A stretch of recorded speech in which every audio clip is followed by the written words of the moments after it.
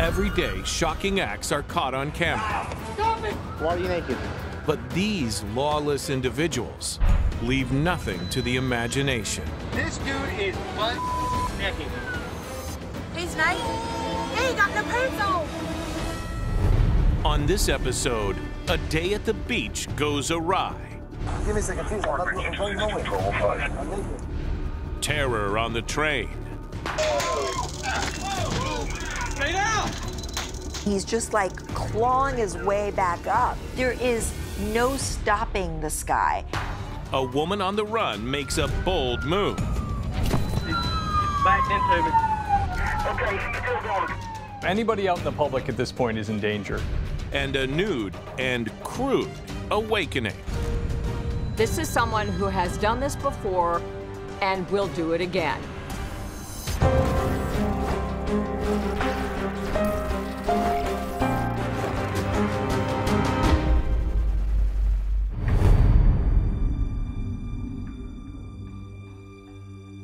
It's a busy Tuesday evening in Houston, Texas, and the city's metro rail is full of commuters making their journey home.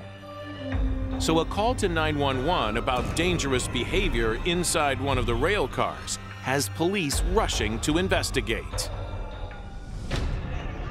Prior to officers arriving to the train station, they got word that the suspect, who was naked, stole a pesticide sprayer from a groundskeeping crew. The naked man was spraying commuters on the train platform with pesticide. The officers approached the man. He then sprays the officer. That is toxic. That could kill somebody. It is dangerous. And why is he doing it naked?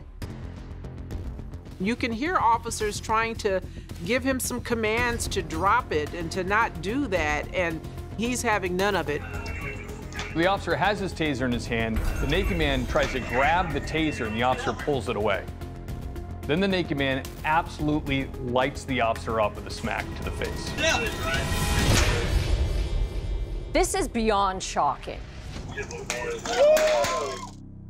This has gone from a disturbance to indecent exposure to now assault on a police officer. Stay down! What we see next is the officer deploy his taser, and he is successful in striking the perpetrator, and they're effective. He's on the ground, and he's just like clawing his way back up. There is no stopping this guy. Stay down! The perpetrator then lunges for the officers, at which point they deploy a second taser dart, and at that point we see him fall to the ground. When you get a good hit with a taser, it will completely lock the body up, but they're only about 50% effective, so sometimes you have to deploy a second one to keep the person immobilized. It's disturbing to look at, but just know that ride only lasts for 5 seconds and they make a full recovery.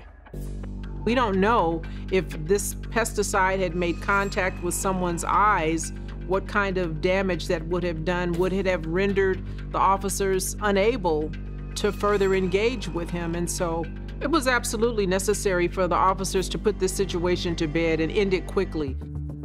I've represented police officers in instances that involve use of force, and police officers are not perfect. They use bad judgment and they can get in trouble for it. But these police officers handled themselves beautifully. This is not an easy perpetrator to subdue, and he's extremely unpredictable. And they did a great job at resorting to the force that was necessary, not going straight to their gun, and I commend them for that. After being tased, not once, but twice, officers are able to finally get his hands behind his back and cuff him. We never want to use force, right? But sometimes force is necessary. And a taser is a non-lethal device that can bring a violent confrontation to a successful conclusion.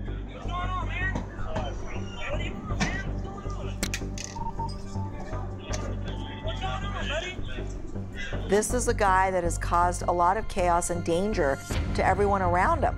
And the officer is handling him in a very, very professional, serious way, but very calmly. This officer should be commended. If you've ever been slapped across the face, you know how angry that can make you. He really fought that instinct and did a great job.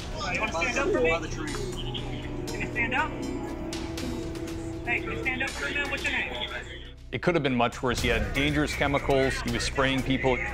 Luckily, the officers got there quickly and they were able to apprehend the man right away. We're gonna stand up, all right? Can you do that for me? The nude man is identified as 49-year-old Keith Dean. He is charged with assault with bodily injury and assault with bodily injury on a public servant. This guy was assaulting people with pesticides and a sprayer. He was completely naked. He did not hesitate at all to assault a police officer, so he had to be taken into custody and quickly. Dean pleads guilty and is sentenced to 180 days in jail. I think this is the kind of stuff that officers engage in and how they conduct themselves more often than not. We just don't get to see it. It's just policing 101. It's what we do.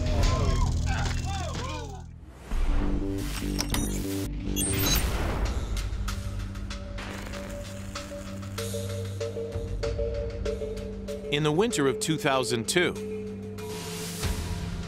a police officer responds to a call about a woman trying to flag down and enter cars at a convenience store in Burlington, North Carolina. Callers say what is even more bizarre is that the woman is stark naked. The responding officer has the details and he's thinking this could be a victim of sexual assault. It's 20 degrees outside. It's 11 o'clock at night. It's dark. It's cold. His initial concern is her safety and well-being. He takes this woman to his cruiser and lets her sit in back. He then immediately goes to the trunk to see if there's something inside he can wrap around her to warm her up. He also happens to leave his vehicle running so this woman could keep warm. She kind of curls up. It looks like she's not going to move at all. But then somehow this woman is able to squeeze through a partition separating the front seat from the back seat. She gets in the driver's seat and she takes off, leaving the officer there on the side of the road stranded, trunk flapping as she goes. All available officers in the area get the alert about the stolen vehicle and set their sights on catching this naked cop car thief. What we can see on the video is this lady going left and right, speeding around town, driving about 60 miles an hour as she's being pursued by several responding units. She's not on a highway, she's in a neighborhood. Anybody out in the public at this point is in danger. Other motorists, pedestrians, bicyclists, whoever may be out in the neighborhood. But then suddenly, the car comes to a stop, and the officer's got to be relieved. Like, okay, finally she's come to her senses. But that's not what happens here. Backed into me. The woman puts the cruiser in reverse and rams the police officer's car. I thought, okay, well, maybe she doesn't have control of the car and went into reverse by accident, but then she did it again. I'm just like, what? I literally had to double take. She is so lucky that no one then pulled out their guns because their lives are now in danger. That car has become a deadly weapon. Okay, still going. After ramming the officer's car twice, she takes off, and now more law enforcement officers are participating in this pursuit. Left on every street, left on every street. Desperate people do desperate things, and this is a desperate situation for this woman. This driver just wants to get away by any means necessary. Anyone who's within close proximity is in great danger.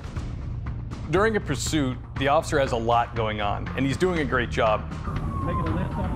It's not easy because your adrenaline's going, and you still got to be clear and concise on the radio. Right on Tucker going back toward William. And be careful yourself as you're driving down the road. On top of all that, he's already been assaulted twice with a motor vehicle, and he's got to continue the pursuit and keep his composure.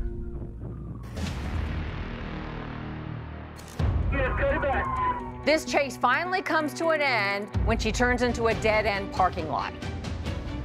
Though the chase has ended, the drama is far from complete.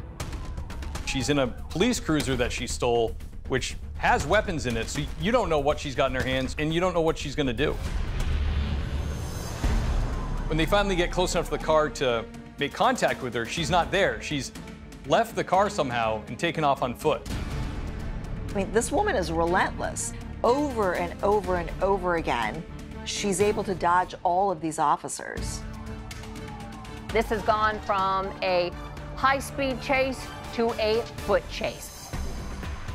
They're just trying to locate her, try to find out where she's hiding or where she's running to.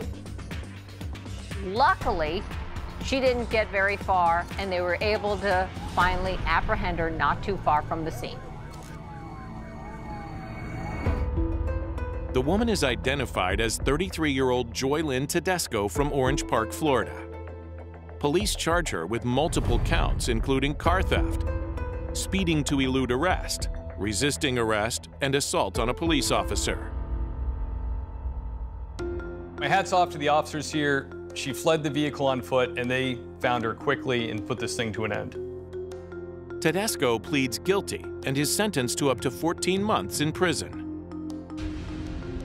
The thing that surprised me the most about this story is that this female would have the temerity to steal a police officer's vehicle and then lead them on a pursuit as she's naked.